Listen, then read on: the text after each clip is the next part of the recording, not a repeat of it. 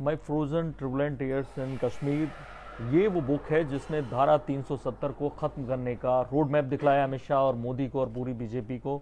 दरअसल ये जो सोचता नहीं था कोई भी कि 370 खत्म हो सकती है, ना आप सोच सकते ना हम, और इतनी आसानी से इसकी शुरुआत कैसे हुई, इसको सोचने, इसको ख़त्म करने के बारे में सोचा कैसे, वो ये बुक ने इनको रास्ता दिखलाया।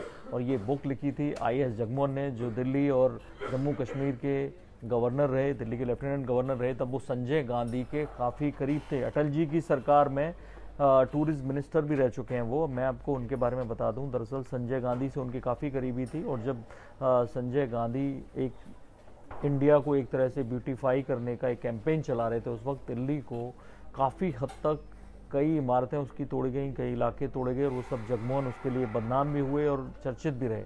ऐसे में जब वो कश्मीर गए तब बेनजीर भुट्टो ने काफ़ी उन पर कमेंट किया था, 2-3 बार वहाँ गवर्नर रहे। तब उन्होंने एक किताब लिखी, और वो ये किताब थी जिसमें धारा 370 की रूट को लेकर एक पूरा चैप्टर दिया गया था। और उस पूरे चैप्टर में ये भरोसा दिलाया गया कि कैसे जो आर्टिकल 368 है, जो संविधान के किसी भी अंश में संशोधन करने का राइट देता है, वो कैसे 370 के उस सब क्लॉज को ख़त्म करता है। कैसे 35A के बारे में आपने देखा होगा कि 370 के बारे में तो लोग सालों से जानते थे, 35A के बारे में लोग नहीं जानते थे। और वो 35A के बारे में सबसे पहली बार जगमोहन ने अपनी किताब में लिखा, और उसके बाद ये चर्चा में आई। कैसे वो लगातार राजीव गांधी, BP सिंह, इन सब के भी करीबी रहे। और एक बार जब उनका कांग्रेस से कश्मीर को लेकर इश्यू जब बना, तब उन्होंने एक तरह से त्यागपत्र दे दिया, कांग्रेस से अलग हो गए और बीजेपी के साथ जुड़ गए। और अटल जी की सरकार में वो मंत्री रहे थे, टूरिज्म मिनिस्टर रहे थे, 1-2 विभाग उनके पास और रहे।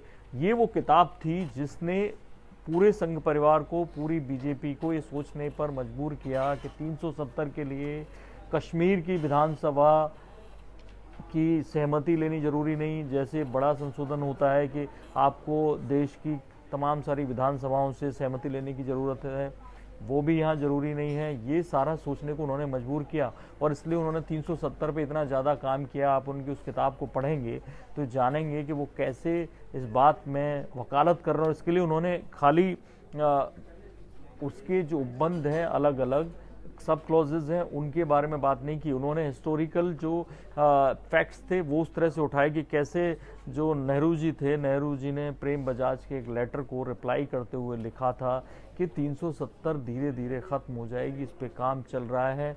ये सारी बातें की। लाल बहादुर शास्त्री के साथ एक घटना घटी थी 370 को लेकर, उसके बारे में उन्होंने इस किताब में लिखा है। और तमाम सारी चीज़ें उन्होंने ये बताने में लगाई कि कैसे इस 370 धारा को ख़त्म करके जम्मू कश्मीर को भारत में मिलाया जा सकता है। उसी तरह से जैसे बाकी अभिन्न हिस्से हैं, बाकी प्रदेश जिस तरह से हैं, उसी तरह से जम्मू कश्मीर में भी भारत का एक एक कानून, भारत के संविधान की एक एक जो क्लॉज है वो वहाँ पर लागू हो सकता है। और इसके लिए वाकई में ये बहुत लोगों को नहीं पता है, इसके लिए वो बधाई के पात्र हैं कि कैसे जगमोहन की किताब, हालांकि कहीं भी जो बीजेपी की अभी लीडरशिप है जगमोहन को कोट नहीं कर रही है, लेकिन जितने भी लोग हैं वो जानते हैं कि कैसे इसको सीक्रेट रखा गया और कैसे जगमोहन की बुक ने एक तरह से आधार का काम किया। हालांकि जगमोहन की बुक में, जिसका अमित शाह ने जिक्र किया था कि 370(3), जिसके तहत राष्ट्रपति इसमें क्या संशोधन कर सकते हैं, उन्होंने ये तो लिखा है कि राष्ट्रपति संशोधन कर सकते हैं, लेकिन कहीं भी उसका उन्होंने 370(3) का जिक्र नहीं किया, जितनी हमने किताब पढ़ी। लेकिन फिर भी उनको काफ़ी हद तक क्रेडिट जाएगा। तो ये बड़ी जानकारी थी, दिलचस्प जानकारी थी। इस बारे में और कोई दिलचस्प अपडेट आता है तो आपको जरूर बताएंगे। देखते रहिए इंडिया न्यूज़, सब्सक्राइब करें खबर। थैंक यू, नमस्कार।